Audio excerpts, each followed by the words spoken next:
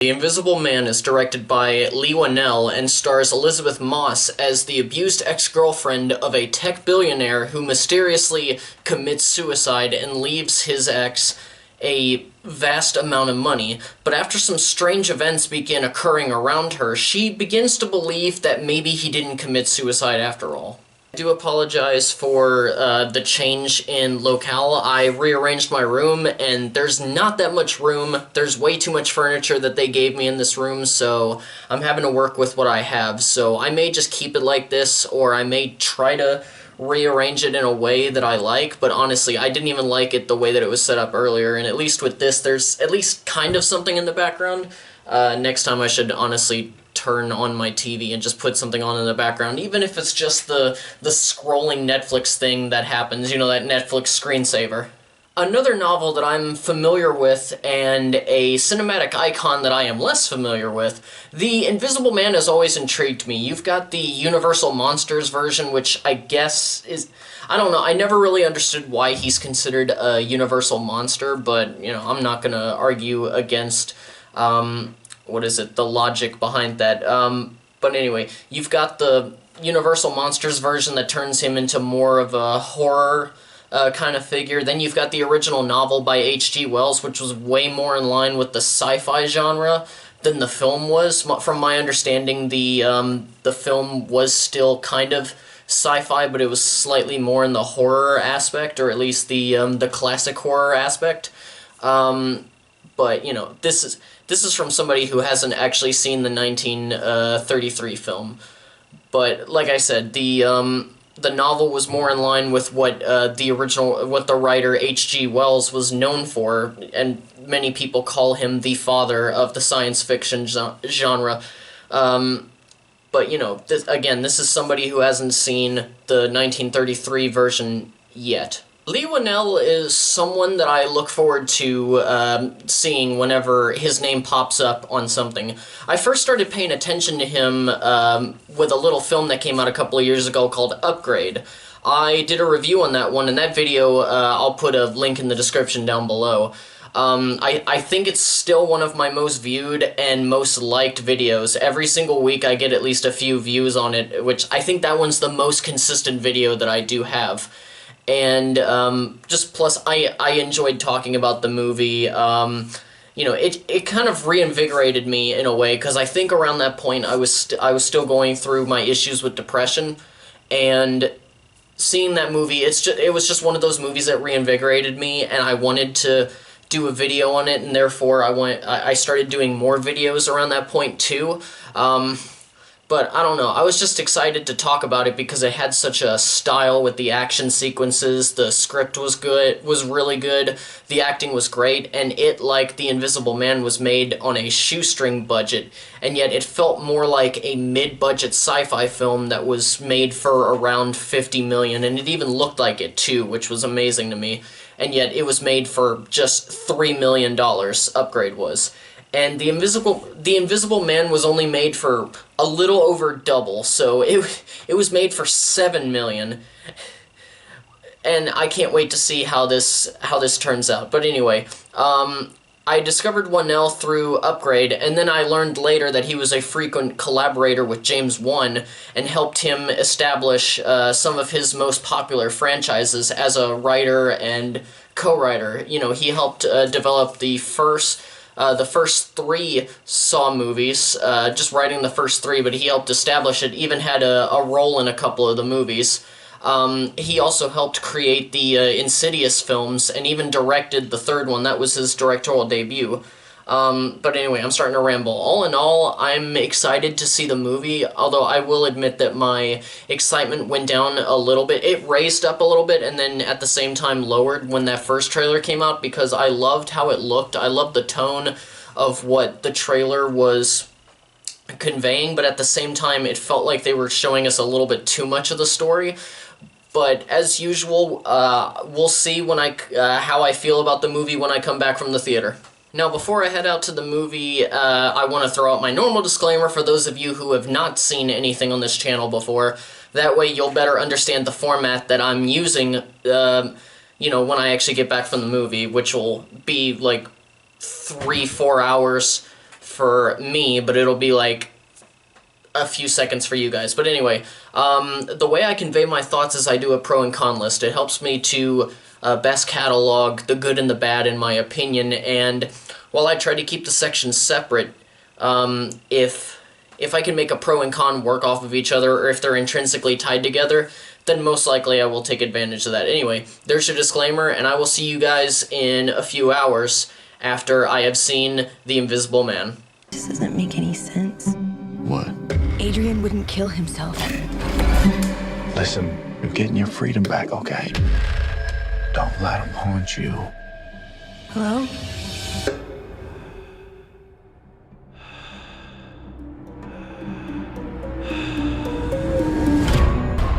Adrian's true genius was how he got in people's heads. Don't come any closer. Hey! I'm not crazy. Please listen to me. You're saying the person trying to kill you is in the room right now, but we can't see him? Is he listening? Where are you? Where are you? Show yourself! Come on! Do it! There you are.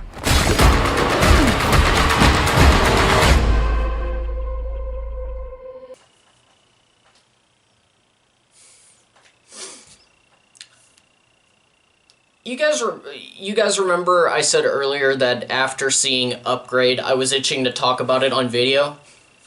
Yeah, I'm going through the same thing with this movie.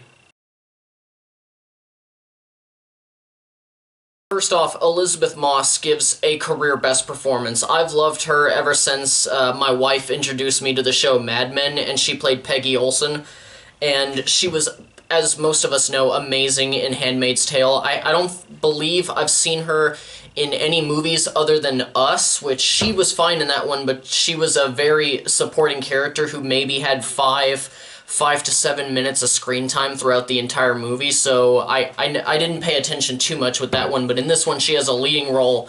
Again, career best performance in this film. She embodies this character, Cecilia, this battered, paranoid abuse victim who is already spiraling out of control slowly before the alleged suicide happens, and the ensuing circumstances involving everything, and just things get worse as we witness these strange things happen that have little to no explanation other than the obvious for us, which is in the title, which makes this an Invisible Man movie. But Cecilia is a character that I think anyone can relate to, even if you're not a woman or an abuse victim or both. It was grounded in a way that you could relate if you've ever felt like your own life wasn't in your own control, that it was being controlled by someone else instead of you. And Moss has that sort of look about her and presence that adds to the grounded nature of the story, making her more relatable and stressing just how intelligent her character really is. And her physical build tends,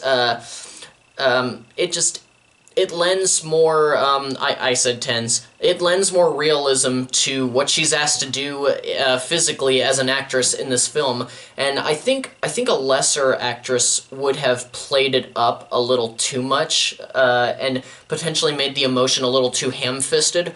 That's not to say that no one else could have done this. It's there are many that I think could have done as good a job, but if anything, Moss may have landed one of the best female lead characters in a long while, kind of a modern Hitchcock blonde, without the many, what most people would call sexist qualities in our era. And I'll touch a tad bit more on the Hitchcock similarities a little bit later as well. As for the supporting characters, there are 3 standouts in the film as far as performances go, in my opinion.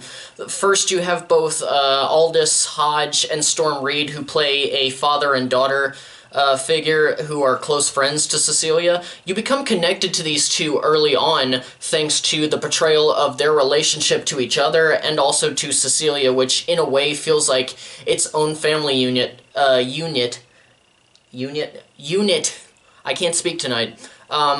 Which the film never hinted that there was any kind of romantic tie between Cecilia and the father, which honestly, it felt like a refreshing turn from what you would normally expect in a Hollywood movie. You just normally expect that the main main guy, or supporting guy, main girl, or gender roles flipped. Either way, you tend to expect that something's going to happen where there's like a romantic subplot somewhere, and I think that would have taken away from the film, from the story, but there's nothing there. They're just friends, and it's refreshing. But anyway, I'm rambling. And seeing Storm Reid in a good movie this time after the tragedy that was 2018's A Wrinkle in Time. Ugh. It was nice. It was just nice to see her be given a role that actually worked for her, and before Wrinkle in Time, I'd never seen her in anything else, and this is only the second time that I've seen her from... Off the top of my head, I'm pretty sure this is only the second movie that I've seen her in, and she does a really good job in the film, but both give charismatic performances, and since we get drawn into their characters early on, it makes their inclusions in the ensuing events that much more potent on how we feel for them and how we fear for them at the same time. And we also have Oliver Jackson Cohen, I believe his name is, who plays the ex-boyfriend. He doesn't have a lot of true screen time much throughout the film, but when he does, he leaves an impression, just like his alter ego, I guess you can call him, the Invisible Man, who is there for the majority of the film, but he gives it in a bit of a different way, and I'll touch a little bit on how it is different a little bit later. As for the script itself, it's definitely a mix between sci-fi and horror that I think is faithful to both the Universal Classic Monsters version as well as the novel, but updated to a more modern story and focusing less on the Invisible Man and his attempts to reverse the invisibility while also spiraling into a state of insanity. It focuses instead on a prior victim of his as he continues to more effectively torture them, both mentally, physically, emotionally, etc. And while this film has both the sci-fi and horror elements to it, it is primarily set up as a horror thriller film in tone and style, much like a Hitchcock film. It feels very Hitchcock influenced, especially when you look at his films like Psycho and Vertigo, the latter from my understanding of others' opinions on the movie. I have yet to watch it myself, but anyway, I digress. The story really focuses on the fear of the unknown. Even before Cecilia begins to suspect anything, she is already having this strange feeling of something that looms throughout the quiet moments, and even before anything occurs involving an unseen presence, the audience feels within the first 5 minutes of the film that something's looming, and this is thanks to, in no small part, to some very suggestive cinematography. The way that the camera is staged is meant to put us as an audience in a state of unease, holding onto specific parts of the room, a chair, a couch, maybe giving us a wide shot, focusing on the corner of a room, just in order to suggest either that we are looking at where the Invisible Man is, or that we may be looking at him, either that we are or aren't. And no matter what, you can't help but question yourself after a while, because maybe he is there in that particular area or spot. But is he really? I don't know. Maybe not. And honestly, that's fucking terrifying. It's sure, as somebody who, I'll touch on it again later, as somebody who's easily scared in horror films, they can easily scare me with jump scares, but I especially love whenever they focus more on the visual storytelling and don't just go for the scares immediately. They instead use it to warp my emotions to the point where I'm sitting in my seat shaking, but I can't stop focusing on the screen. And back to the stylistic approach of Upgrade with how the camera follows the action sequences. They don't tackle it as much as they did in Upgrade, but when they do, it's astonishing to watch. And it's utilized most effectively to enhance not just the few action sequences that actually occur in this film, but also to best get in the head of Cecilia and get a glimpse into her mental state at certain points in the movie. I had initially thought going into the movie that with the lower budget, and since it was a horror film, that maybe we would see less visual effects than what there actually were. And I personally shouldn't have thought of this, especially after what I saw in Upgrade, where a lot of stuff, honestly, in my mind, shouldn't have actually been on the screen and shouldn't have cost just $3 million, but again, I digress. I was thinking of the basic stuff that you could do with someone in a full-body green screen suit, and that's just from my own experience wearing one of those suits while I worked at a local Halloween attraction when I was still in high school, and I didn't even think to contemplate how they could play with the invisibility and enhance it with both practical effects and computer effects even. It was another situation where somehow Winnell took a budget of less than $10 million and made it look 5-6 times the budget, which I love whenever a director can do that, when an indie director can do that. And I wish I could talk about a specific effect that made me go, holy shit, what the fuck am I looking at? This is amazing. But even that's a spoiler. I do have to touch on the actual horror elements, though. I've already hinted at it, but I'll still go into it. If you know me personally, or you've been watching me for a while, you've heard me say that I'm a pussy when it comes to horror movies. I hate being scared, I get easily scared, but also at the same time I'm getting sick of how most horror movies utilize jump scares and how they're just gratuitous as fuck. Even though they get me every single time, even when I saw them coming, when, they were just predictable as hell. The horror in this film, for the most part, is purely aesthetic. Sure, there are some jump scares in the film, quite a few, in fact, but their purpose is not gratuitous. It's actually to heighten the tension of the scene, or just the particular moment, and every single bit would always coalesce into a jump scare that was truly shocking, and kind of like you saw it coming, but you weren't sure if it would happen or not. Again, sometimes it would, sometimes it wouldn't, just like the cinematography played up.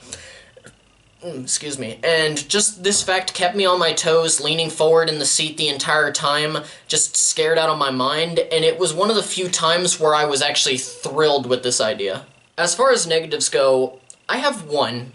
Just one. I was expecting more, but it's just one. Now, sorry if I start ranting, but just bear with me. So, it has to do with the script. I know I could have put it earlier in with that pro that was talking about the narrative and the script, but, I wanted to focus more on the positives because I really did really enjoyed this movie. But the script isn't perfect. There are plot holes and logical inconsistencies, particularly involving cameras and camera footage. This film would be a lot shorter if they took into account the idea of cameras for the majority of the film, which is strange because there are many moments where the presence of cameras would have just proved what Cecilia was claiming the entire time. It was only used as a tool whenever, they couldn't prove that an invisible force existed, or, if it was meant to propel the plot forward. And there's this, there's this one particular scene where, it just irked me. It irked me way too much, involving this idea with the cameras. So, Cecilia asks to meet someone in a public place, and just so that they can tell them everything that's going on, basically like, hey, I can prove this. I can prove that I'm not crazy. And it's a place that would definitely have cameras where you could get camera footage, and stuff happens in the area that can only be explained by what Cecilia says, that somebody is stalking her who has the ability to turn invisible, and there is just some fucky shit that happens in the scene that no one around them actually witnesses what happened. And it turns into this kind of Occam's razor sort of thing. Sure, there are logical leaps without the camera footage for that particular scene, but if they acknowledged that the cameras were obviously there, because it's one of those places where there's no way that there wouldn't be fucking cameras in this place.